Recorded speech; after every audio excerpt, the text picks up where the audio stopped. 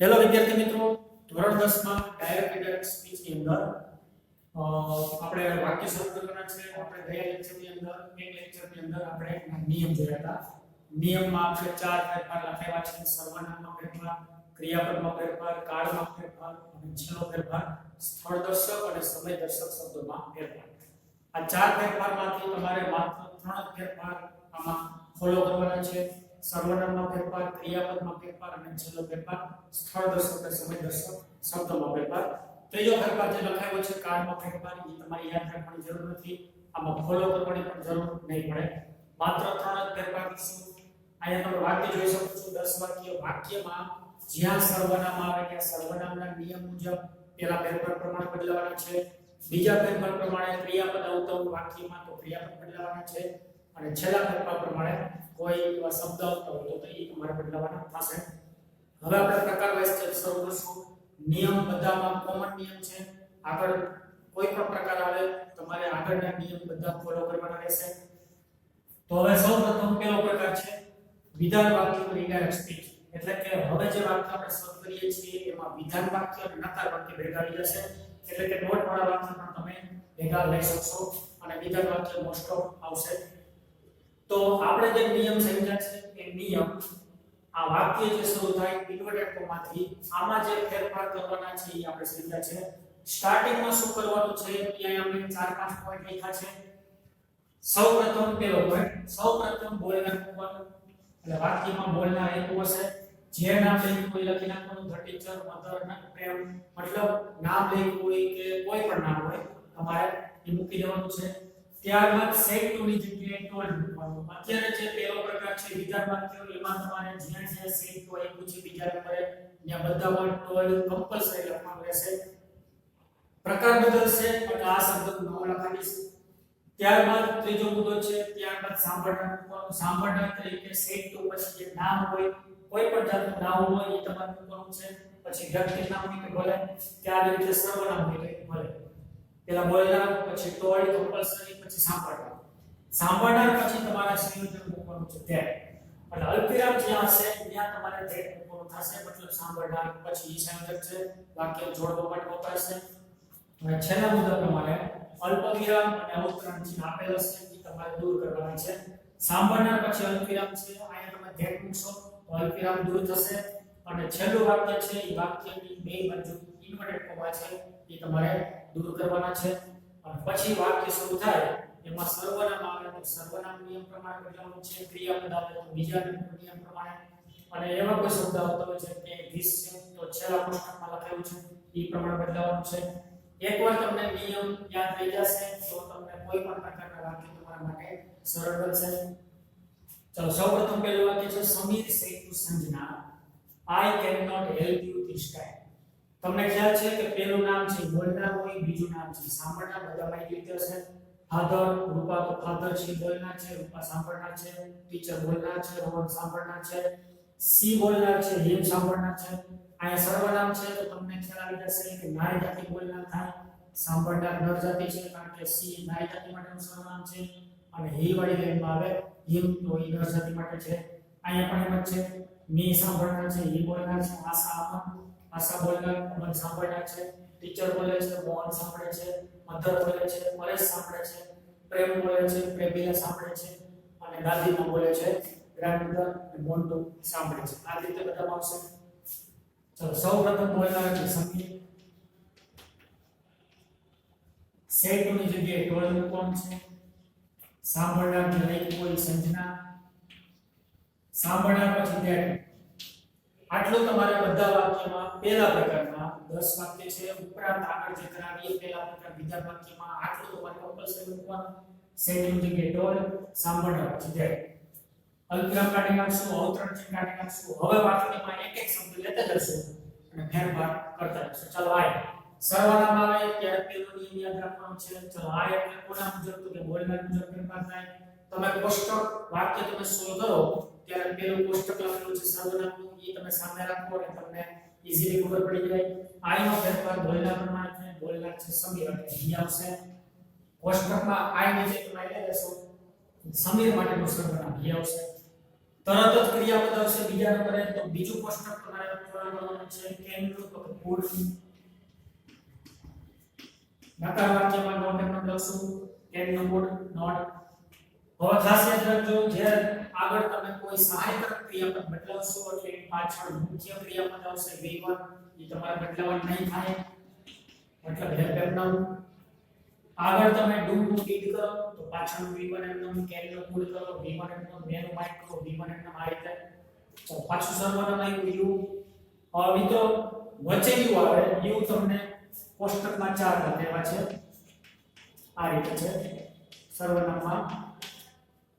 આ બે બહુવચનના છે, છેલ્લા બે આડા છે. અત્યારે તમે જોઈ શકો છો સાંભળનાર એકવચન જ છે, એટલે હવે તમારે પહેલા બે યુ તમારે ફોલો કરવાના થશે, છેલ્લા બે યુ નહીં થાય.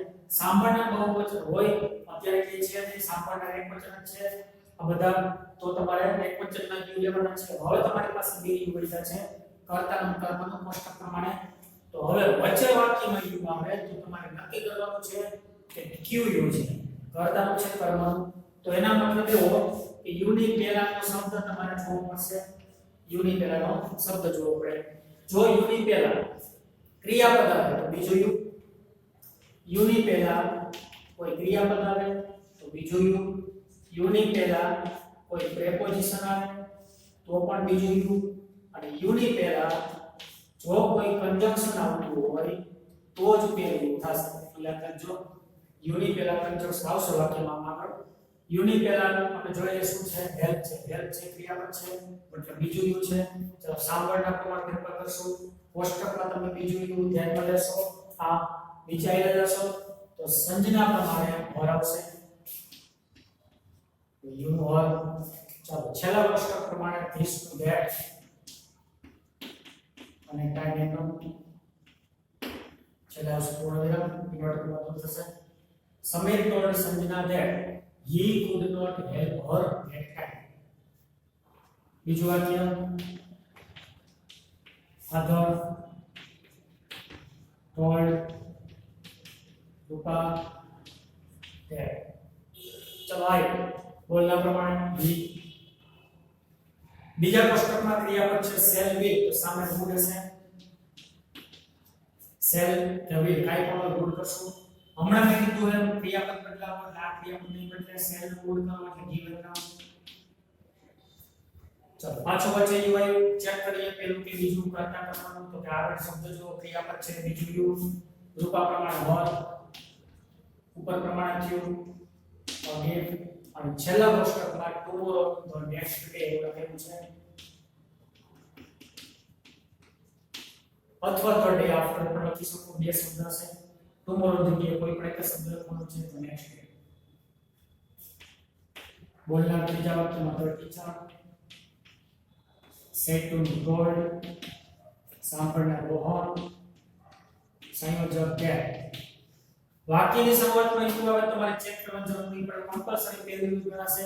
તો વાક્ય શરૂઆતમાં યુ છે તો રોહન પ્રમાણે હી, કોઈ વિચારવાની જરૂર નથી. ચાલો ક્રિયાપદમાં લખેલું છે was there, તો સામે બે શબ્દ લખેલા છે had પ્લસ been. તો had લખશું સાથે been લખશું, એક શબ્દ જગ્યાએ બે શબ્દ આવશે યુ હી had been. જે શબ્દ નથી બદલતા એમને મૂકવાના. ચલો yesterday નું છેલ્લા કોષ્ટક પ્રમાણે તો previous day.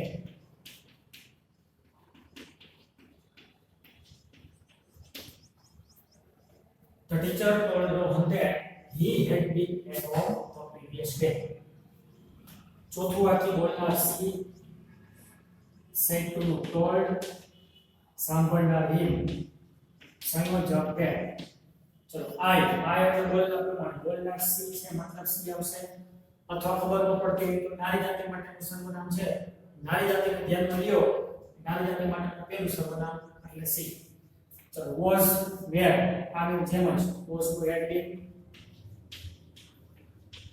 in the theater, when એમનું.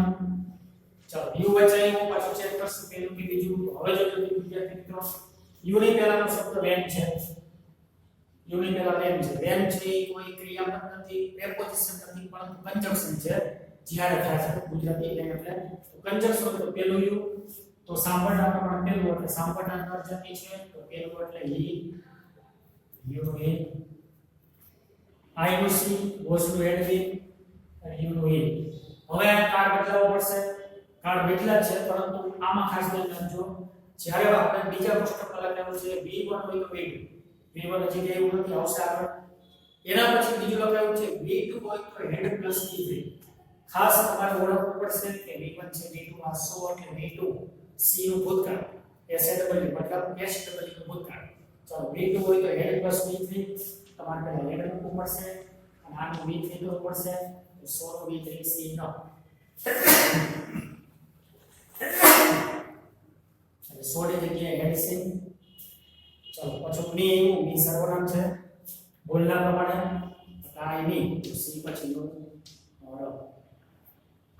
Meanwhile, she told him that she had been in the theater when he had seen her.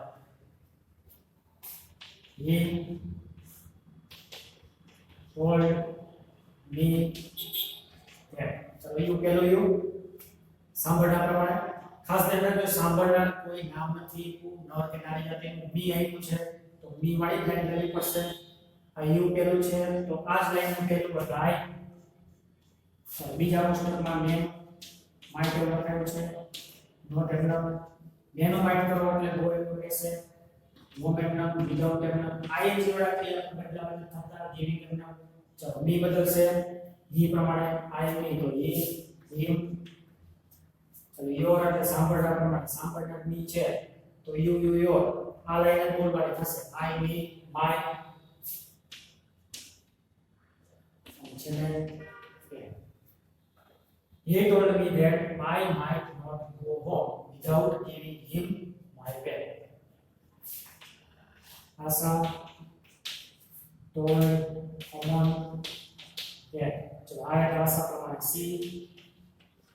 બીજા કોષ્ટકમાં લખેલું છે એમિઝા વોઝમેન C સાથે વોઝ આવશે એ તમારે નક્કી કરી લેવાનું છે બે ઓપ્શન ખોટું પડશે. સોરી એમનો ધીસ હોય તો ધેટ કરવાનું છે ધેટ હોય તો ધીસ કરવાનું નથી. ધેટ એમનો પાછો આઈ નું સી તો અહીંયા આઈ નું સી સેમ છે. હેર એસ નું હેડ બીજા કોષ્ટકમાં હશે હેર એસ ની સામે હેડ હેવ નું હેડ નકારવાનો નોટ એમનો. હેર એસ નું હેડ કરો એટલે બાજુમાં v3 હોય ઈ વાળું બદલાવાનું થતું. ચલો યોર એટલે અમન પ્રમાણે યુ યોર અમન માટે હી હિમ હિઝ અને છેલ્લે Asa told Aman that she was sorry that she had not written his book. The teacher told Sambandha Mohan સંયોજક that પેલું યુ છે મોહન પ્રમાણે he તેનું could સાથે નોટ લખો તો couldn't અથવા could not લખી શકો. કેન નો could કરવો એટલે go એમનો home એમનો until એમનો વર્તાડી નાખો ત્યારે. ચલો યુ ચેક કરીએ તો યુ ની પહેલા કંજક્શન કહેવાય until તો મોહન પ્રમાણે પેલું યુ એટલે હી. હવે ખાસ ધ્યાન રાખજો મિત્રો પેલું જ ક્રિયાપદ આવ્યું છે જેનું કાર્ય બદલશે v1 છે તો v2 થશે. બીજા કોષ્ટકમાં પેલા નંબર છે એટલે v1 છે ફિનિશ તો v2 થશે ed1 ફિનિશ્ડ. My એટલે ટીચર પ્રમાણે her અને work એટલે. The teacher told Mohan that he couldn't go home until he finished the work. Teacher છે એના માટે her કે નાની નથી ગમે એ શકો એટલે her ને જગ્યાએ તમે his પણ લખી શકશો. Mother told Paresh that I એટલે mother પ્રમાણે she. આપણે બીજા કોષ્ટકમાં લખાયું છે છેલ્લા બે શબ્દોમાં ડુ ડઝ ની સામે ડીડ માત્ર નકાર વાક્ય છે તો ડુ ડીડ થશે. નોટ એમનો ડુ નું ડીડ કરો એટલે બાજુનું ક્રિયાપદ વી પર એકદમ લાઈક. યોર એટલે પરેશ પ્રમાણે his habit of getting up late બધું લોકેશન આઈએનજી બદલશે નહીં. Mother told Paresh that she did not like his habit of getting up late. Prem told Premila કે આ એટલે પ્રેમ પ્રમાણે ઈ સેલ વિલ નું મૂળ સેલ નું મૂળ વિલ નું પણ મૂળ અહીંયા આપણે સેલ નું મૂળ કીધું શું એક વાક્યમાં અહીંયા વિલ નું પણ મૂળ સેલ વિલ નું મૂળ કરો એટલે બાજુ ક્રિયા પ્રેમનું સો ચલો યુ વચ્ચે છે ચેક કરવું પડશે પેલું કે બીજું તો આગળ ક્રિયાપદ છે સો તો બીજું યુ કોના પ્રમાણે પહેલા પ્રમાણે ઓર બાય એટલે પ્રેમ પ્રમાણે ઇઝ બાયસિકલ એનો છેલ્લા કોષ્ટકમાં છે નેક્સ્ટ વીક એમાં નેક્સ્ટ શબ્દ બદલા તો નેક્સ્ટ નું તો ફોલોઈંગ અને weekend Prem told Premila that he would show her his bicycle the following week. Last vakya, બોલનાર grandmother said to told on to સાંભળનાર સંયોજક that. ચાલો ઈ ફેરનો વચ્ચે યુ છે ચેક વચ્ચે કહેવાય કે બીજા નંબરે છે ચેક કરવું પડશે તો ઈ કંજક્શન છે તો પેલું નું બોન્ડ પ્રમાણે ઈ તો પાછો આ V1 એવું છે V1 તો V2 ડિસ્ટર્બડ ઈ લગાડશું તો મી એટલે ગ્રાન્ડ પ્રમાણે ઓર જો બે વાક્ય વચ્ચે કોમા આવે તો તમારે કોમા કરવું પડશે ચલો આ એટલે ગ્રાન્ડ પ્રમાણે સી વિલ નું બોર્ડ વિલ નું બોર્ડ કરશો એટલે બાજુ ક્રિયાપદ complete એન્ડમ two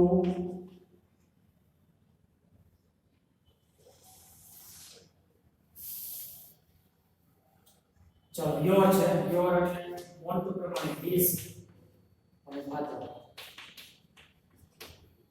you him his grandmother told want to that if he disturbed her comma કરીને she would complain to his father વિદ્યાર્થી મિત્રો ખાસ હજી શરૂઆતમાં તમને વાક્ય અઘરા લાગશે કારણ કે ફેરફાર જાજા કરવાનો હોય છે એવા વાક્ય હોય તો ફેરફાર બહુ બધું થાય છેલ્લા વાક્યમાં ફેરફાર કેટલા કર્યા છે માત્ર છેલ્લા વાક્યમાં 1 2 3 4 5 6 માત્ર છેલ્લા વાક્યમાં જે બોલનાર બોલ્યો છે એ વાક્યમાં 6 ફેરફાર થયા છે વધે 6-7 ફેરફાર સુધી વાક્યમાં થઈ શકે મોટા વાક્ય હોય તો બાકી ઓછા ફેરફાર તો હોય જ છે તો ખાસ ધ્યાન રાખજો એક તો વચ્ચે વાક્યમાં યુ આવે એટલે ચેક કરવું પડશે બાકી વધારે કોઈ અઘરું છે નહીં એકવાર તમને સર્વનામ અને ક્રિયાપદ યાદ રાખી લેશો એટલે તમને ફેરફાર છે ઝડપથી ખબર પડી જશે કે આ સર્વનામનો ફેરફાર આ થાય છે આ ક્રિયાપદની જગ્યાએ આ બદલે છે તો વધારે કોઈ શબ્દ બદલતા હોય તો એ પ્રમાણે તો ખાસ તમે આગળ નિયમ બુકમાં લખી લીધા છે આ 10 વાક્યો પણ તમારે બુકમાં નોટ કરી લેવાના થશે ઉપરાંત આપણે હવેના લેક્ચરમાં 11 નંબરથી વાક્યની પ્રેક્ટિસ કરશું